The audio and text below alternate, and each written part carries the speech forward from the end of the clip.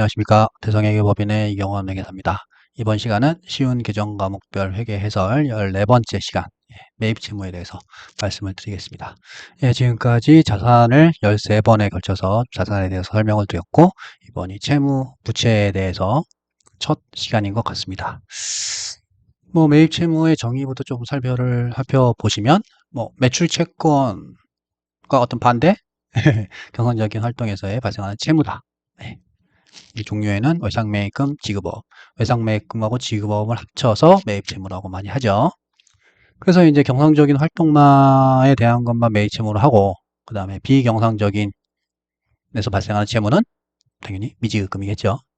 그래서 사실은 일반적으로 원재료의 매입, 그 다음에 외주가공비 정도를 외상매입금으로 하고, 그 다음에 기타 나머지에 대해서 발생하는 채무는 좀 미지급금으로 회계 처리를 하는 경우가 좀 대다수입니다.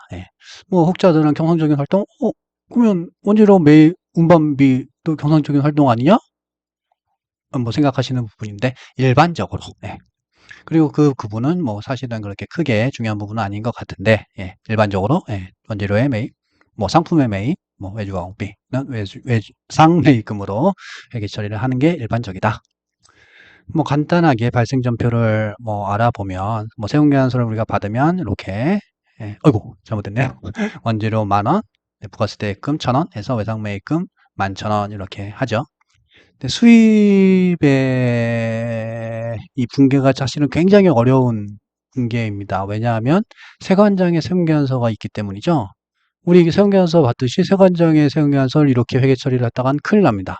왜냐하면 세관장의 세금계산서의 공급가액은 물품대 플러스 FOB 기준의 물품대 플러스 관세 플러스 운반비일 겁니다. 그걸 합쳐서 공급가액으로 하고 있기 때문에 사실은 우리가 지급하는 원재료비가 그 공급가액이 아닙니다. 따라서 인보이스 금액 등으로 우리가 지급해야 될 원재료 외상매입금 잡고 세관장의 세금계산서는 이렇게 부가세 대금만 표시를 하면 된다고 생각하시면 될 것 같습니다. 그 다음에 이제 매입채무와 선급금에 대해서 조금 살짝 말씀을 드리려고 하는데요. 한번 쭉 보겠습니다. 선급금 지급할 때 이렇게 선급금 계산하죠. 그 다음에 이제 원재료가 들어와서 세금계산서를 발행을 받았어요. 그러면 이렇게 이때는 또 10,000원으로 잘 해놨네요. 했고. 그러면 지금 현재까지는 외상매입금 떠 있고 선급금 떠 있죠. 요거를 상계를 시켜줘야 됩니다. 만약에 이게 하나의 같은 건이라면 당연히 상계를 시켜줘야 되고, 요거는 A 물품건, 요거는 B 물품건이라고 한다면 사실은 조정을 할 필요는 없겠죠. 그래서 다른 건이라면 조정을 매입금, 선급금 상계할 필요는 없다라고 알고 계시면 좋을 것 같습니다. 사실은 이제 수입, 선급금 설명드릴 때도 그랬지만, 그리고 매출 관련된, 수출 관련된 것도 설명을 드릴 때 많이 좀 설명을 드렸던 부분인데요. 수입 관련돼서 어떻게 하느냐 보시겠습니다. 선급금 지급하죠. 이때는 5달러의 환율은 1,000원이었습니다. 그래서 5,000원.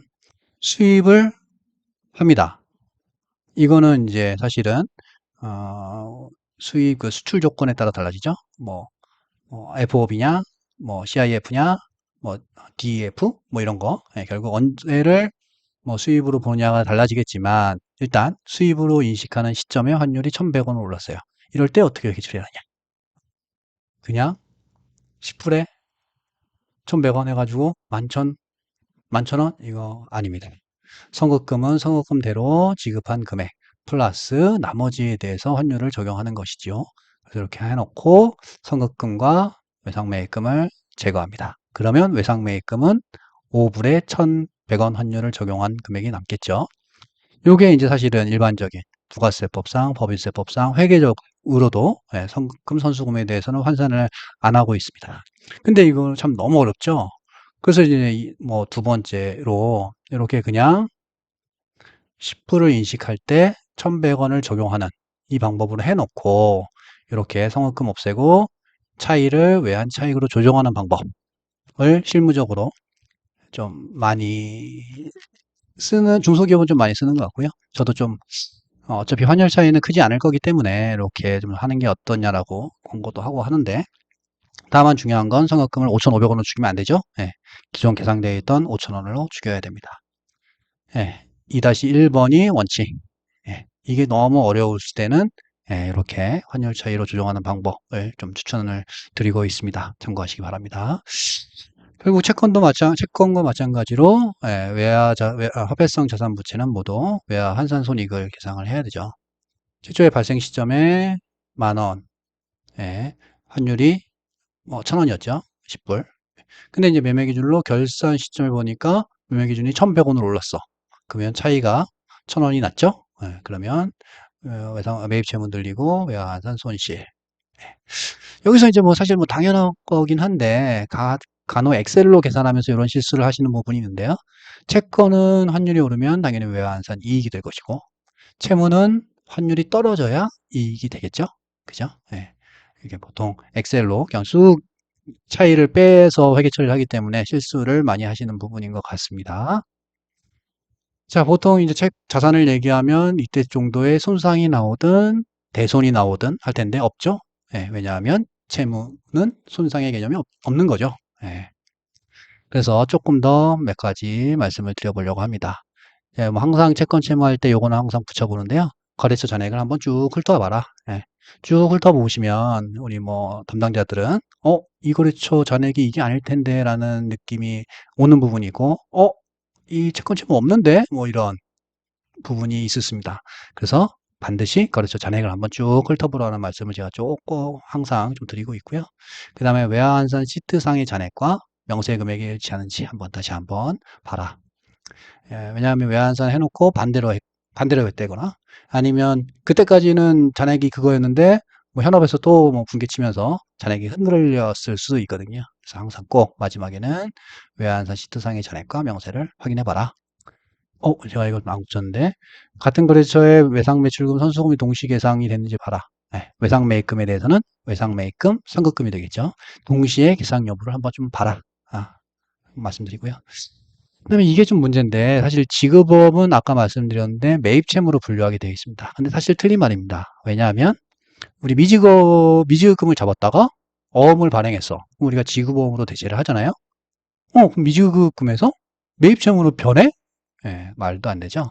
그래서 사실은 지급업이 다 매입 채무로 분류가 돼야 되는 게 아니라 그 중에 미지급금에 해당하는 부분은 미지급금으로 가고 그 다음에 외상매입금에서 발생한 지급업은 매입 채무로 가고 이게 원칙적으로 맞습니다. 다만 우리 뭐 일반적인 회사는 외상매입금이 많고 따라서 지급업에 대한 부분도 외상매입금이 많기 때문에 편의상 그냥 외상매입금, 지급업을 합쳐서 매입 채무 이렇게 재무제표 분류를 하고 있는 거죠. 이런 부분 말씀드렸고요. 마지막으로 수입이 많은 회사들 유산스 많은 부분이 있는데 은행이 사실 먼저 지급했다면 외상매입금이 아니라 차입금이 되겠죠. 그래서 그 유산스에 대해서 은행이 먼저 지급한 건지 아니면 은행의 신용으로 지급을 유예시켜 준 건지 이런 것들은 잘 체크해서 외상매입금으로 할지 차입금으로 할지 생각하시면 좋을 것 같습니다. 이상으로 매입채무 말씀드렸습니다.